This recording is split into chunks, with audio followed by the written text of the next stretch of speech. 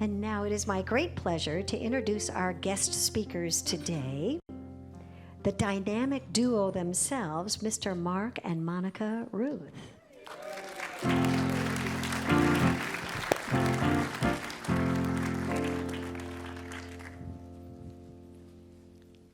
Good morning. Good morning. Dr. Moira thought it might be interesting in this month of love to have a kind of a he said, she said perspective on today's topic, the listening heart. So today you have the married team of Mark and Monica taking the stage, and we leave it to you, the audience, to determine whether we take our show on the road or not. Like other famous comedy husband-wife teams of Burns and Allen and Stiller and Mira. So, the listening heart. When we speak of the heart, we associate that with love and compassion. And whereas when we talk about analytical thinking or facts, we associate that more with the brain, with a head-led type of living. And listening is more than just hearing. Hearing is just perceiving sounds with our ears. But listening entails a choice. It entails paying attention to understand and perceive the meaning behind those sounds and what are those words telling me. So about 25 years ago, John Gray wrote a book called Men Are From Mars, Women Are From Venus. And this book discussed the differences in communication styles of men and women. Now, it's not to say that one style is superior or inferior to the other, but that they are different. And why is that important? If we recognize that people are using different communication styles, we can actually improve our communication. And what he generalized in this book was that men tend to desire to be recognized or appreciated for their problem-solving abilities. And men tend to want to get to it and fix it. And men, or the male way of thinking, tends to figure things out in the head before they actually communicate. Whereas women desire to have their feelings recognized and not dismissed. And women work out their problems through the process of telling their story. Yes, with all the drama and all the emoting that goes along with it. But remember that compassionate listening involves paying attention to the words and to the body language that is being used. Now, my husband, Mark, has a very good way of letting me know that he's listening to me. When he's watching TV with the remote in hand and the feet up and leaning back, and I enter the room starting to tell my story, he mutes and he pauses the TV.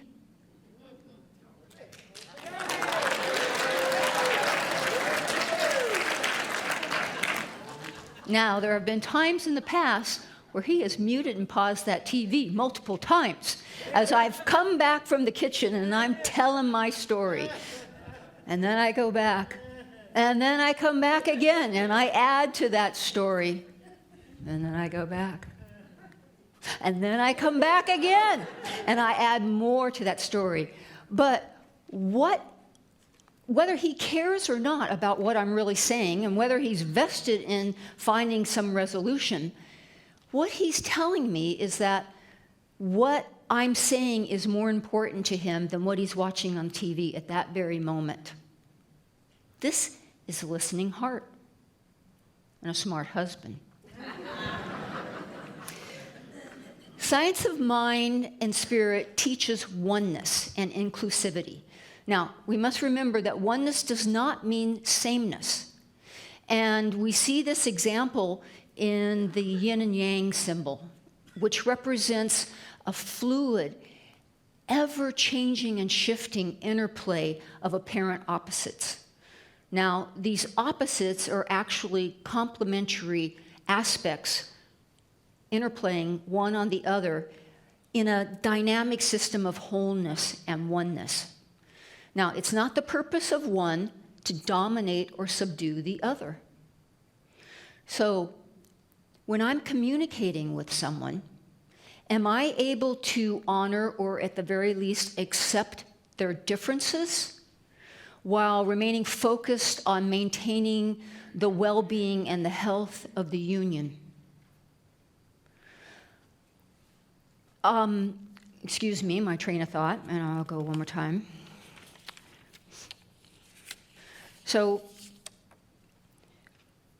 when we're communicating in this manner, this pertains to whether I'm talking about two individuals in a marriage, or the communication that's taking place in a harmonious work setting, or communicating in a loyal, supportive manner in our church or our spiritual community, or dare I say it, adding to the harmony instead of discord and dissension in our nation, or in the very least in our world.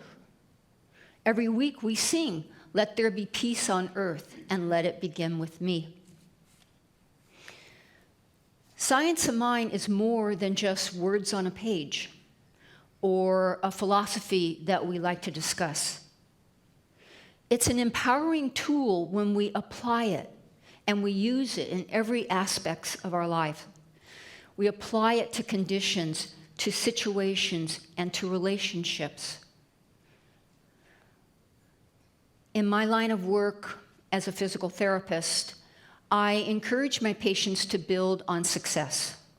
And by that, what I mean is I will instruct them to begin with a basic set of exercises or a basic activity. And as they become skilled at that, then they progress to something that's a little bit more complicated or difficult. If we start with something that is too challenging and too difficult and we fail, then we become discouraged and we tend to just want to give up. So if I want to build on success, how do I begin to communicate with love and compassion with another, especially if I'm communicating with someone who has a very different opinion or a different interpretation than I do?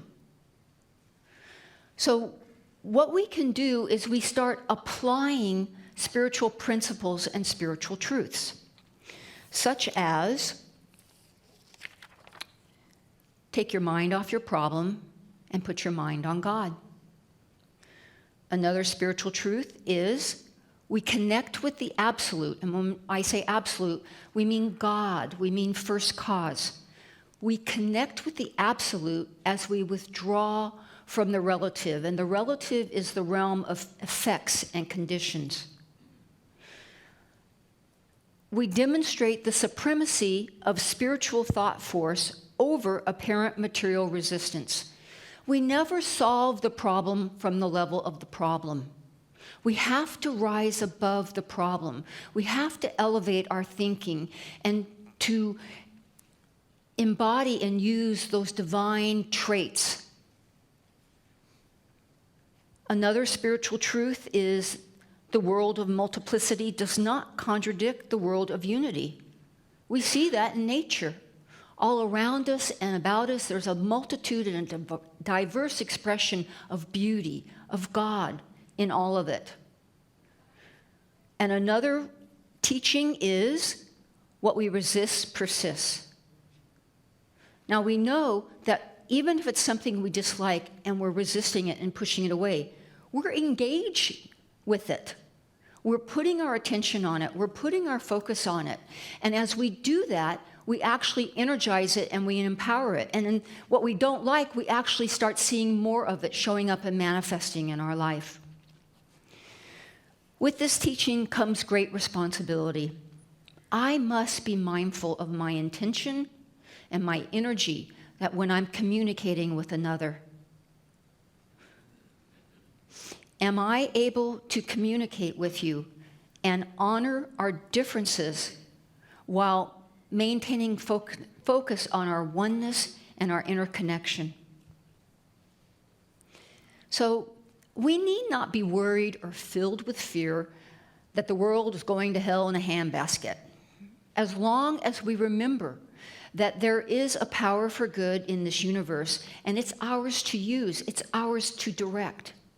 It's time for us to maintain our focus on love, peace, and harmony in the face of all of these apparent differences that are being talked about and are being reported in the news. Remember, we build on success, and we start small. So we start by engaging with a compassionate communication style, one-on-one.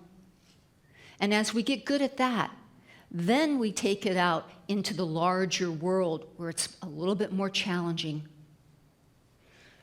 This is the season of nonviolence, and we can all draw inspiration from the words of Gandhi. Be the change you wish to see in the world. Thank you.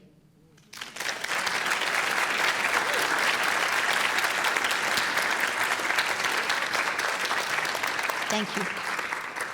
Now I'm going to ask you to welcome up the yang to my yin, my life partner, Mark.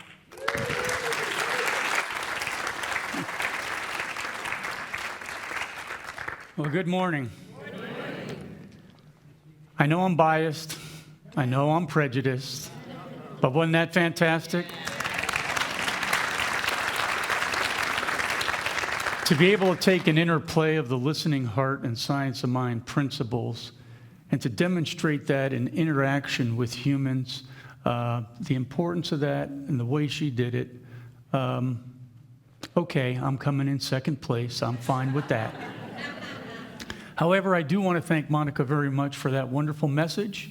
And I also want to thank her for letting me go second and getting the last word. Because that is very consistent in our house. That always happens. I get the last word. And it's yes, dear. The listening heart definitely involves communication. Before I got into science of mind, I was the company attorney and the director of human resources for the Caterpillar dealership in Los Angeles. And I was trained by Caterpillar in a program called Keeping Customers First, with the basic skills of focusing on a customer, listening, and maintaining enhancing self-esteem, yours and theirs. And I went, okay, this is fine. I can handle this. But in college, I was a speech communication major, and I didn't recall taking any classes in listening. So I had to do some research in order to have listening skills so I could teach the employees. And in that course of study, I came across Stephen Covey. And he's the author of The 7 Habits of Highly Effective People. And one of his habits is first seek to understand and then to be understood. Now, it's very interesting because in communication, that's called empathic listening because you're listening with empathy.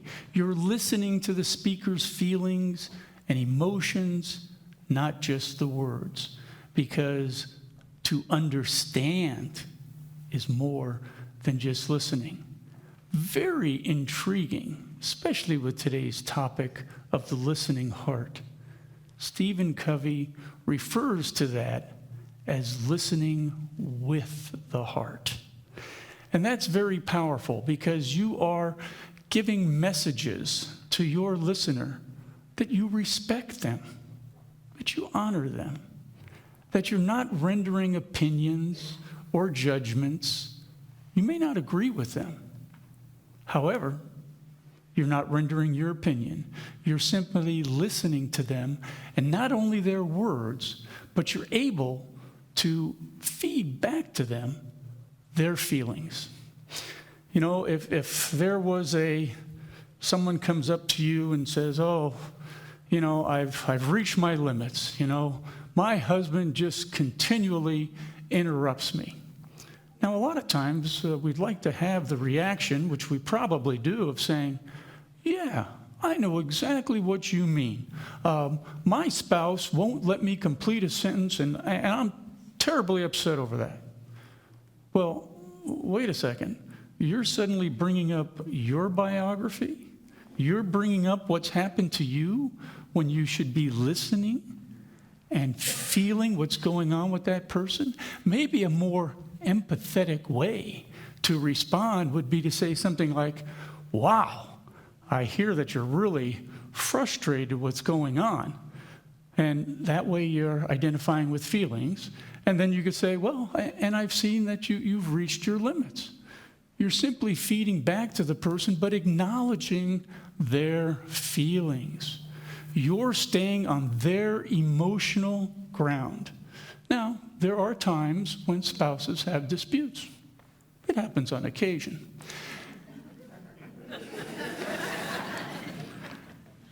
Typically, one spouse will bring up whatever the issue is, and a lot of times the other spouse responds by saying, yeah, but you remember what you did back then, and suddenly becomes defensive. And wait a second, are you listening? Are you listening with your heart? Are you staying on the emotional ground that the first person brought up? Because if you stay there and you simply honor the feelings, things will be a lot more peaceful. Now, if you are the spouse who wants to respond with a complaint, maybe it's okay to do that, just not at that particular time. So there are benefits to empathic listening. You're honoring the other person. You're building trust. And instead of just saying, I hear you, you're actually showing to the person that you have. I'm so thankful that I got some of this listening skills, before I met Monica, because I think it really helped us in our relationship. And I'm very thankful for that technology with the DVR on the remote. However, that's one way to look at the listening heart. I think there's another way to look at the listening heart that is the core of science of mind principles.